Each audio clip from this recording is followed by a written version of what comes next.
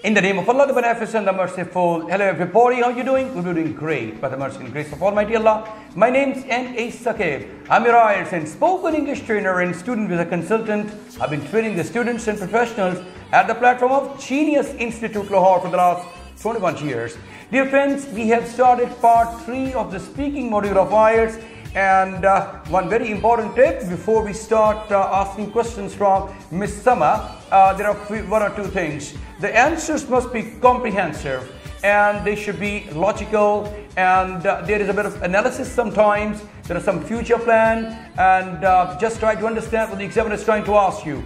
Secondly, the most important thing is you must give lengthy kind of answers. They should not be very short.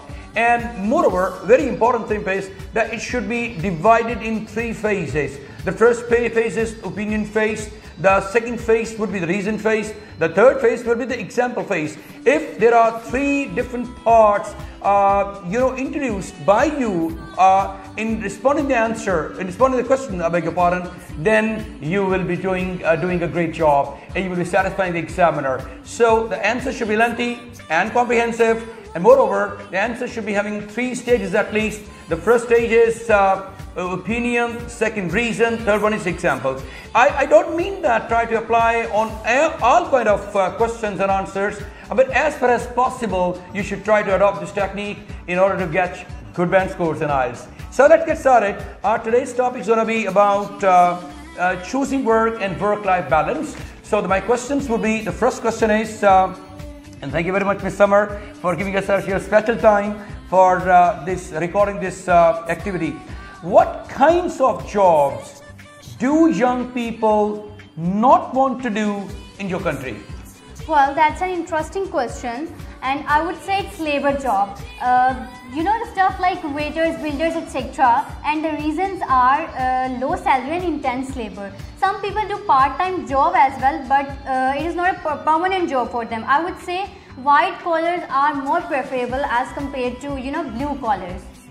Absolutely, white collar jobs are always acceptable by people, but actually I'm not in favor of jobs. I'm in favor of doing a business, because there is nothing like business. There is no comparison of business with the job. Next question is, who is the best at advising young people about choosing a job?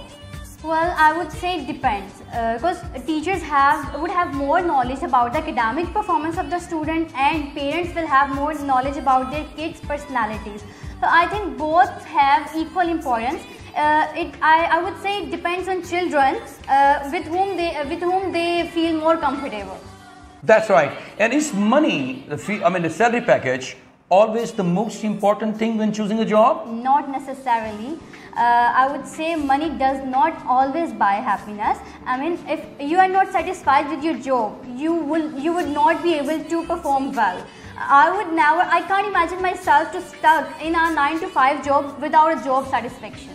Absolutely. And do you agree that many people nowadays are under pressure to work longer hours and take less holidays? Yes, it's truly intriguing, and it will affect the community, because they don't get the proper time to spend with their loved ones or to take care of their family, which would result in weak family bonding. So I would never choose that thing for me. And let's talk something about work-life balance. What is the impact on society of people having a poor work-life balance? Having a poor work-life balance will always have bad impact on the society. If the person is doing job for too long, he would definitely get depressed. That's absolutely, undoubtedly. And could you recommend some effective strategies to ensure people have a good work-life balance? Yes, I would say government should impose some strict laws, and they can even punish the business owners if they let their employees to work later than 5 p.m. Furthermore, government should arrange some seminars in which the points of work-life balance should be highlighted. Absolutely, it's very easy to say to maintain the work-life balance, but it's very difficult to maintain it.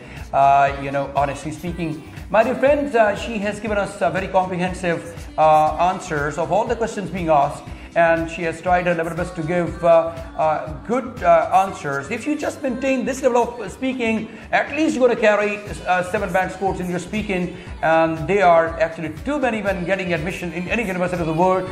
You will be getting admission very comfortably and with great ease and satisfaction.